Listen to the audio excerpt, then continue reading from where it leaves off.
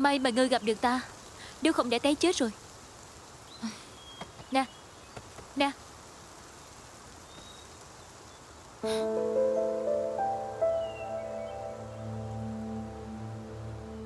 Ngực có vết thương, cũng may chưa bị thương đến ngũ tạng. Biết sơ một chút. Có điều vết thương trên người của ngươi, nếu không kịp thời cứu chữa, e là sẽ nguy hiểm đến tính mạng.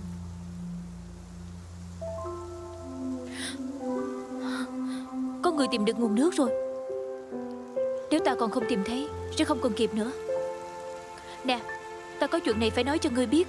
Cấm địa của Ly Cảnh Thiên, người ngoài không được phép vào. Ngươi mau chóng rời khỏi đây đi, để tránh rước họa. Ngươi là ai?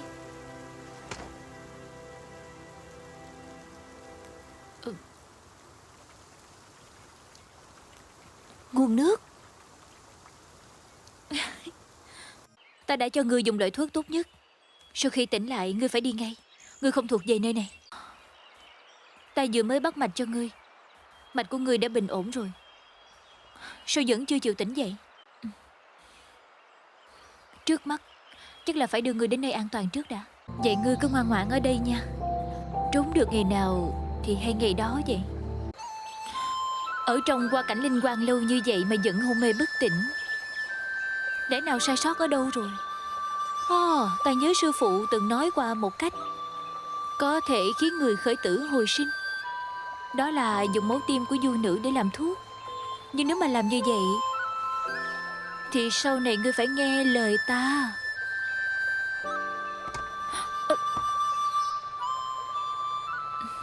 Ngươi tỉnh từ lâu rồi hả? Nếu ta không dọa ngươi một trận, không biết đến khi nào ngươi mới mở mắt ra nữa. Ngươi mau đứng dậy đi. Ta không thể cứ để ngươi ở lại đây được. Nếu bị sư phụ phát hiện thì ta chết chắc. Ở dưới thác nước này là vực sâu vạn trượng, sâu thẳm vô cùng. Lỡ trượt chân xuống nhất định là tan xương nát thịt, tuyệt đối không còn đường sống. Lẽ nào ngươi không biết rằng nếu ta đưa Ngọc tỷ này vào cung, đương kim bệ hạ sẽ xử trí ngươi thế nào? Giờ Ngọc tỷ này đang nằm trong tay ta. Ngươi tới Ly Cảnh Thiên vốn dĩ là vì Ngọc tỷ này, đúng không? Xem ra trong lòng Lâm Dương đã sớm có quyết định rồi.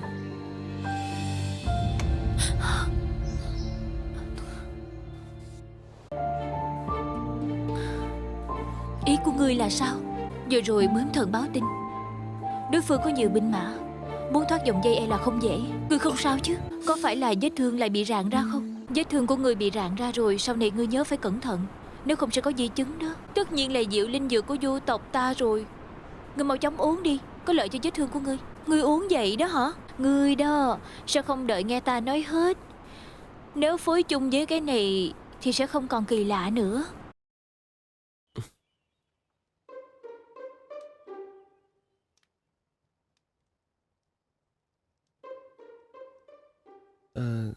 Trước khi Bạch Nghĩa rời khỏi kêu thuộc hạ làm thị vệ cho ngài. Ngài quên rồi hay sao? Có chứ. Tướng quân, chính tác bất tài, nhưng sẽ suốt đời suốt kiếp đi theo tướng quân ngài.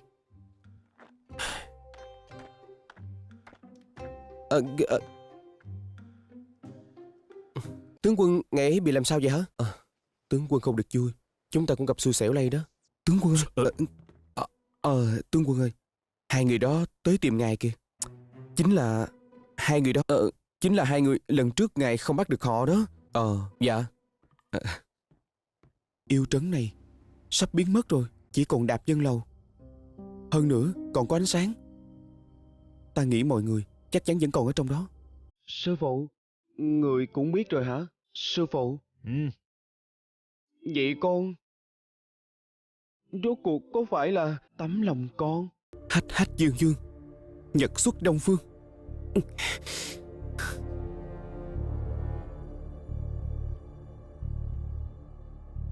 Vẫn không có hiệu quả. Hả? Ta sao hả? Để ta thử lần nữa.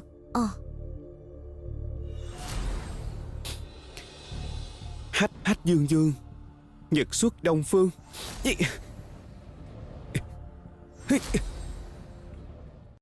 Tiểu Đồng à, xin thứ lỗi Pháp thuật sư phụ dạy ta. Ta học không tốt. Tỷ đừng sợ, tướng quân sẽ tới cứu chúng ta mà. Tướng quân đã từng nói chúng ta là bằng hữu tốt, ngài không bỏ rơi chúng ta đâu. Đợi tướng quân đi, nhất định ngài sẽ tới ha.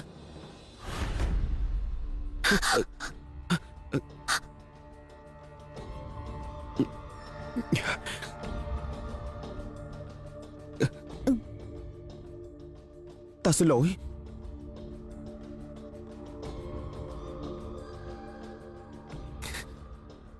Ta... Tiểu Đồng à, xin thứ lỗi. Cũng tại ta hết. Hãy tỷ rơi vào cảnh khổ như vậy. Thứ lỗi cho ta. Cũng tại ta hết. Nếu không chúng ta sẽ không bị nhốt ở đây rồi. Tiểu Đồng à, ta sẽ dẫn tỷ ra ngoài. Ta là yêu quái mà cũng không bảo vệ được tỷ. Tất cả cũng sẽ qua thôi. Tất cả sẽ kết thúc thật sao? Ta muốn về nghiệp thành. Ta biết làm đậu hũ. Chúng ta mở một tiệm đậu hũ. Sau đó mua thêm một con lừa. Muội không cần phải cực khổ nữa. Được. Đừng qua đây. Ta đã nhớ ra rồi. Ta chính là Phương Thiên Cũ. Ta vốn là một khúc gỗ mục, luôn thần tụy cũng không có. Là tướng quân ngài, ngày đêm giữ ta trước ngực. Ngàn năm vạn năm ta mới có được thần tủy và thần thức. Thập Du Linh Sơn sau trận chiến nhốt yêu, đến sang bằng đài nhốt yêu. Sau đó phát hiện ra ta. Sau khi họ đi, ta vẫn ở lại đây. Họ luôn lo lắng sức mạnh của Cửu Anh sẽ phát tán, không dám xử trí lơ là. Vì vậy trấn thủ Linh Sơn, rồi nhốt ta ở một mật thất của tháp Quan Tinh, trở thành Phương Thiên Cũ. Ta có được thần lực của tướng quân, cũng có được yêu lực của Cửu Anh, lại bị nhốt trên núi Linh Sơn, hấp thụ tiên khí Linh Sơn, linh thức cũng được tăng lên gấp bội. Thời gian trôi qua mới trở thành chính tắc của bây giờ. Nửa thần nửa yêu, nửa người nửa cây. Phải, ta giống Tấn Dương công chúa, thi thể xấu xí, và cả yêu quái Kim Thạch cũng được chia sức mạnh của Cửu Anh. Ta... Tướng quân đừng nói thứ lỗi. Dùng linh lực mà ta cho ngài, nhất định phải giết chết Cửu Anh.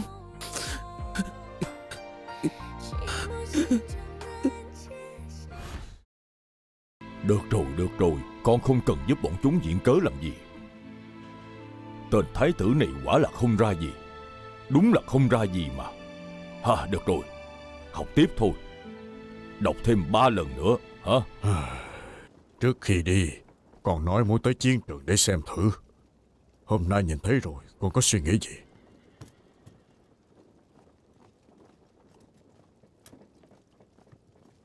Con có thể nhìn thấy hào khí bôn ba xa trường, dũng cảm tiến lên giết địch hay sao? Nhưng ta chỉ nhìn thấy ở con đều là sự sợ hãi. Trên chiến trường chỉ có sự thắng bại, không có người vô tội. Chỉ có kẻ chiến thắng mới được đứng vững mà thôi. Nào, ta cho con coi một thứ này. Tâm huyết của ông ấy cũng là báu vật của thành trường chúng ta.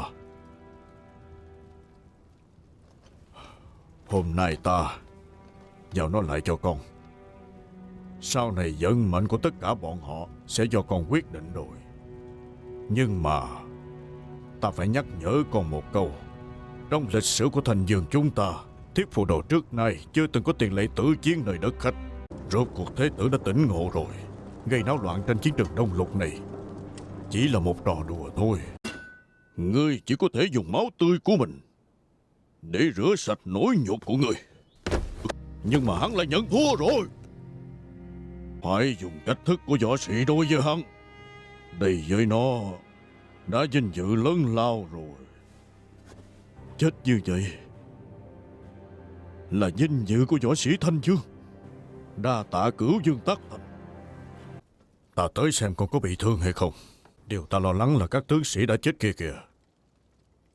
Thế tử, con có biết trận chiến hôm nay chúng ta đã phải mất bao nhiêu hổ báo kỵ và thiết phù đồ hay không?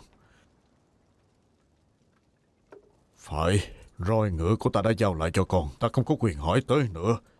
Thế tử, con điều binh khiển tướng ra sao là chuyện của con, nhưng binh kế đại sự, dù sao con cũng nên bàn bạc với ta trước. Con đột ngột tiến lên mới có hậu quả như bây giờ. Còn nữa, vì cứu một người đông lục kia, tổn thất nhiều người của tộc chúng ta như vậy, con cảm thấy thích đáng hay sao? Bằng hữu cái gì chứ? Nếu bằng hữu của con muốn cả thành dương của con cũng sẽ hai tay dâng tặng hay sao? Ta thấy chuyện hai nước chúng ta kết minh phải bàn lại từ đầu rồi. Thế tử chúng ta từ lúc Nam Hạ tới nay nhiều lần gặp phải thích khách. Quốc đô Hạ Đường Quốc động binh canh giữ. Không ngờ cả mấy thích khách còn con của Lý Quốc mà cũng không cản được. Về chuyện này có phải quốc chủ nên có lời giải thích với ta? Lỡ như thế tử gặp chuyện gì, ta cũng dễ ăn nói với đại quân.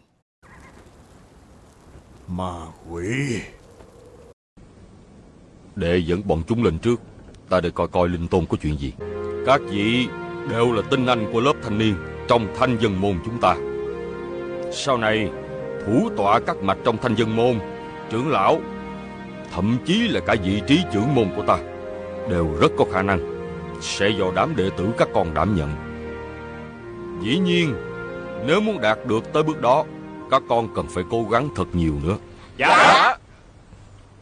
Thanh Dân Môn ta kể từ khi Thanh Dân tổ sư khai phái luôn là lãnh tụ của chánh đạo. Tới nay chánh đạo hưng thịnh, tà ma rút lui, thế gian an hưởng thái bình. Nhưng mà tà ma quái đạo thâm hiểm tàn độc, không chịu cam tâm. Những năm gần đây lại lăm le muốn trở lại. Càng trong lúc này càng cần tới chúng ta giữ đạo trừ gian. Còn các con càng phải tu tâm dưỡng tính nhiều hơn, luyện tập pháp thuật.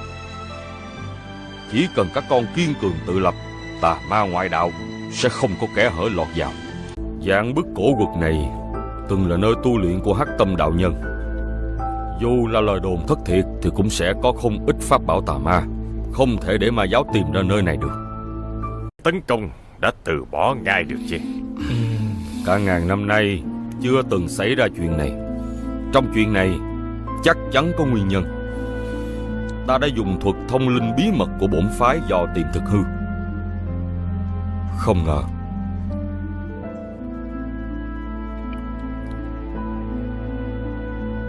Linh Tôn lại ngủ rồi.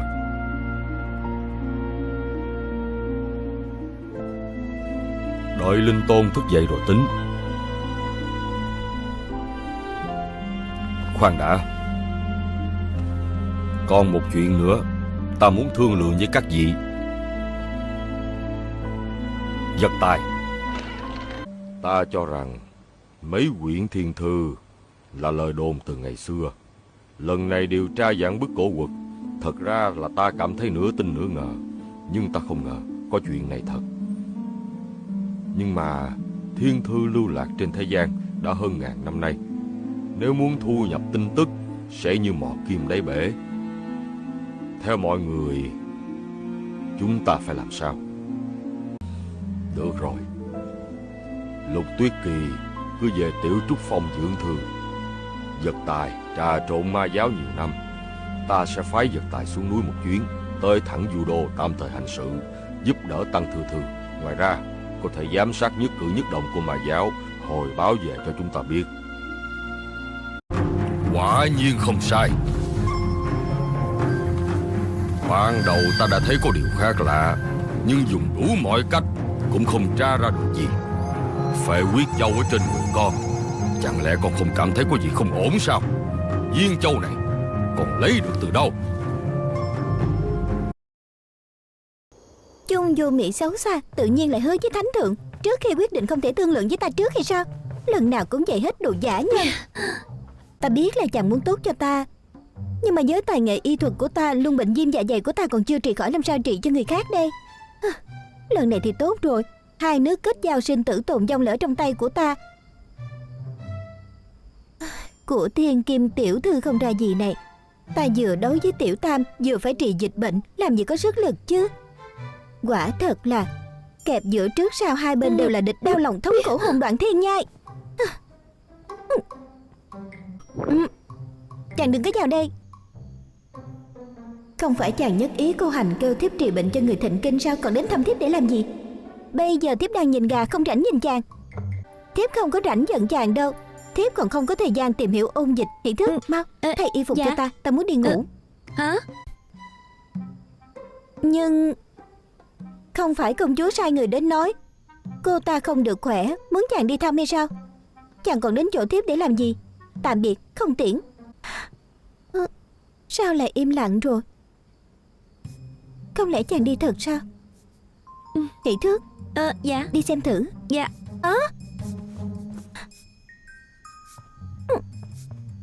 Tên giả nhân này, sao nói đi thì đi ngay chứ? Giả sử gà ở trong đó tất cả đều là gà bình thường, vậy thì 35 cái đầu, nhưng lại có 94 cái chân. Còn 24 cái chân còn dư ra thì sẽ thuộc về con gà 4 chân. Nhưng các người đừng quên, lúc nãy khi ta tính toán là ta xem tất cả các con gà ở trong đó đều là gà 2 chân bình thường để tính. Vậy thì sẽ biết 24 cái chân còn dư ra hồi nãy chắc chắn là của 12 con gà có 4 chân. Tổng cộng có 35 con gà, trừ đi 12 con gà 4 chân. Vậy gà bình thường chỉ có 23 con. Trời ơi, cô nương ấy Không giải cần, được không kìa. cần. Hay quá. Chẳng qua là hồi nãy gà của ta bị làm rớt ở dưới đất. Không biết là các người có tiện bán lại một con cho ta không? Nha hoàn của ta, chừng nào đến phiên ngươi ra tay hả? Nói tiếp thô lỗ. Từ gợi ý là nước, phạm vi cũng lớn quá rồi.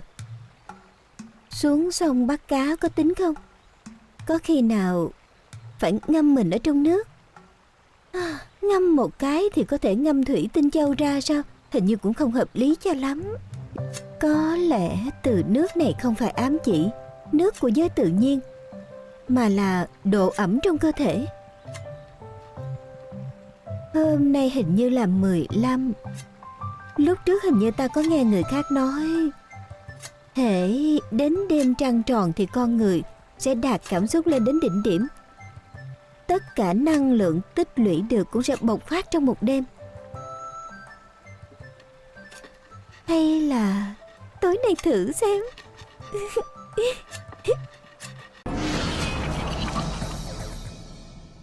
Nam Yên, thiếp ngủ bao lâu rồi? Con người của chàng sao lại như vậy? Tự ý làm chủ dẫn thiếp tới tận chỗ này. Chàng muốn thư giãn, chàng có cần phải... Lúc nào chàng cũng vậy hết, tự nói tự làm. Tại hạ là Phong Thanh Hàm, tổ phụ là Phong Thiên Trọc. Không biết hôm nay Tiết đồng chủ đại giá quan lâm nên đã thất lễ. Tiết đồng chủ có thân phận cao quý, Phong gia phải làm tròn đạo chủ nhà. Nếu như Tiết đồng chủ không chê bai, dặn bó có thể sắp xếp tịch diện để Tiết đồng chủ được nghỉ ngơi. Không biết Tiết đồng chủ đến huyện Đồ Sơn có chuyện gì hay không? Nếu như ngày mai trúng dịp hội làng tế bái táo quân, vô cùng náo nhiệt. Còn có bức thư quà của chương hậu ban tặng. Tiết đồng chủ bỏ lỡ dịp này đúng là đáng tiếc thật. Yên tĩnh. Vậy chàng bối không dám làm phiền nữa.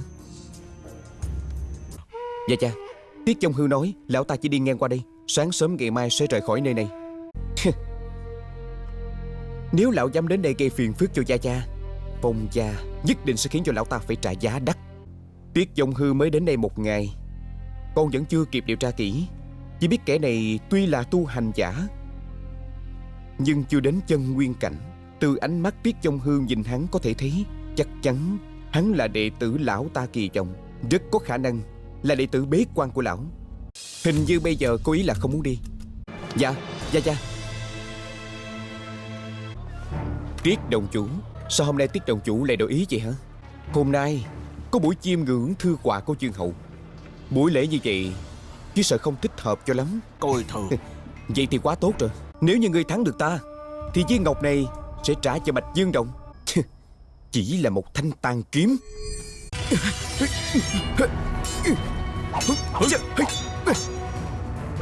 Ta chém chết ngươi. Ngươi nói nhẹ nhàng thật đó. Ngụy Quảng, cho dù ngươi rất giỏi ngụy biện, cũng không thể phủ nhận những gì đoàn tập kỹ này nói ra là lời tạo phản, đúng chứ? Đúng rồi, tỷ tỷ nói rất phải. Vì nghĩ cho sức khỏe của mẫu hậu, vẫn không nên đi thì hơn. Mẫu hậu à, uống thuốc. Để biết rồi mà. Lãng đại nhân. Không, Lãng đại ca. Ta đời cung đã hơn 20 năm rồi. Các quan viên lớn nhỏ trong hoàng cung này ta không hề quen biết ai hết. Ta muốn kết giao với họ, cho nên hoàn toàn phải dựa vào trung thường thì đại nhân đây. Hôm nay có ngọn gió nào đã đưa hoàng hậu nương nương của chúng ta tới chỗ của đệ vậy? Nhìn thấy trưởng tỷ và hoàng hậu nương nương quá dễ hiềm khích, ta cũng cảm thấy rất nhẹ lòng. Nhưng mà hiện tại Lãng Khôn là người của ta, người sẽ không cảm thấy không quen đúng không? Ta kính hoàng hậu nương nương Ngụy Đại Nguyên soái một ly. Ủa, Ngụy Quảng, sao hôm nay ngươi tới sớm vậy? Ngồi đi. Nam nhân chân chính, có ý chí. Nhưng ba người chúng ta bây giờ đang đi chung một con thuyền. Hiện tại chúng ta không chỉ cùng tiến cùng lùi, mà quan trọng hơn là phải đoàn kết. Ngươi nói xem Lãng đại nhân, còn ngươi thì sao Ngụy Quảng? Mang danh đàm phán, thật ra để bôi nhọ. Hoàng huynh, năm đó tiên đế truyền ngôi cho huynh rất nhiều khả nghi. Chỉ cần huynh đồng ý giao ra hết tất cả những quan viên có liên quan tới vụ án này, đệ muốn ở ngay trên đại điện này, ở ngay trước mặt tất cả văn võ bá quan.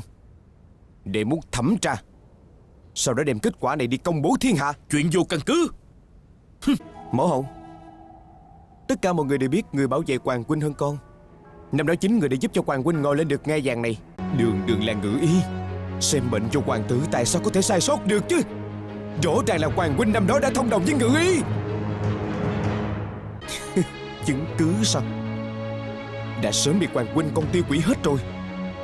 Chỉ cần người đồng ý giao ra những người của lúc đó, con nhất định có thể điều tra ra ngọn ngành tất cả mọi chuyện. Con và hoàng huynh như nhau, đều là nhi tử của người.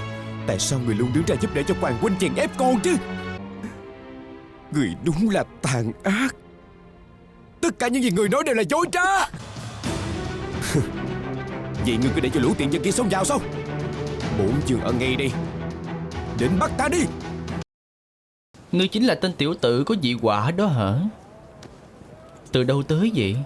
Nghe đi, nghe kỹ đi. Nói dối cũng không biết kìa. Nè, dị quả của ngươi là gì? Mau biểu diễn cho ta xem thử nào. Ê, đừng kích động. Kích động là ma quỷ. Cho dù đấu khí cao cỡ nào, không có chân thì còn có thể tung hoành sao? Thứ mà các ngươi đang đeo chính là thiên thiết vô cùng chắc chắn. Tốt nhất đừng nhúc nhích. Nếu như ngươi nhúc nhích thì chuẩn bị nó là vĩnh biệt với chân của ngươi đi. Bây giờ thì biểu diễn dị quả của ngươi cho ta xem. Thú quả. Cái này nhìn cũng được đó. Ta là thủ lĩnh của Mạc gia, Mạc Thừa. Ngươi truyền nói cho ta, ta sẽ tha mạng cho ngươi, có chịu không? Vậy thì ta đành đục một lỗ trên người của ngươi, đích thân lấy nó ra mà thôi. Còn cần phải hỏi sao? Nhắm vào ngươi hả? Ta sợ làm dơ tay của ta. Người đâu? Chén thứ nhất đưa cho con nha đầu tóc xanh hỗn xược kia uống đi. Tốt lắm. Xem ra hôm nay ta phát tài rồi. Không ngờ gặp được người ác nan độc thể.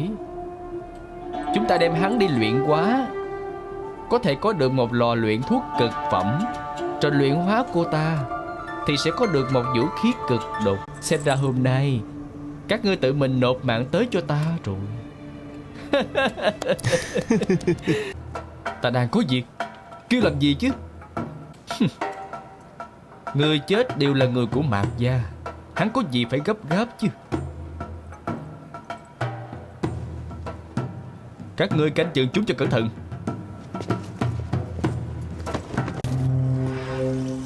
Bái kiến đại nhân. Tộc xà nhân căn cơ thâm hậu, nhưng xà lại khó đối phó.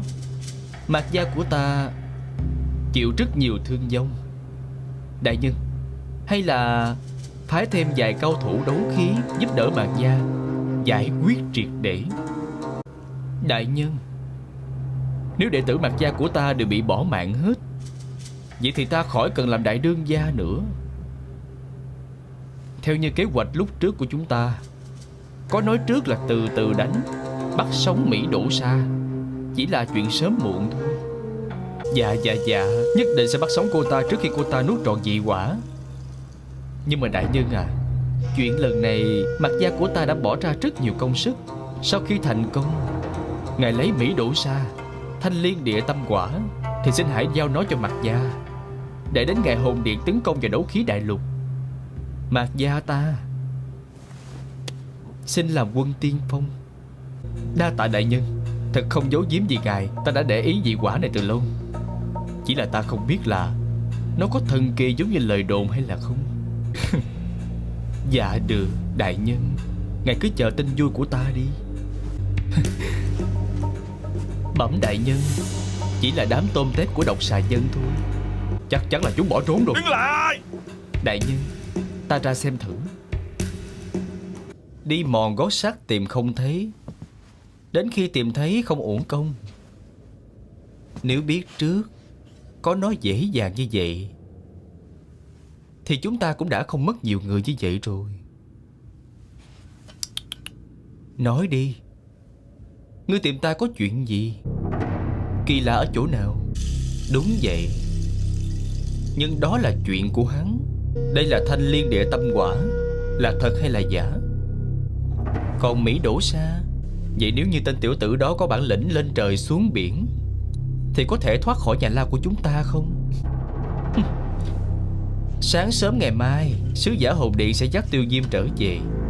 Đó là kết quả mà hắn muốn, không thể trách ta.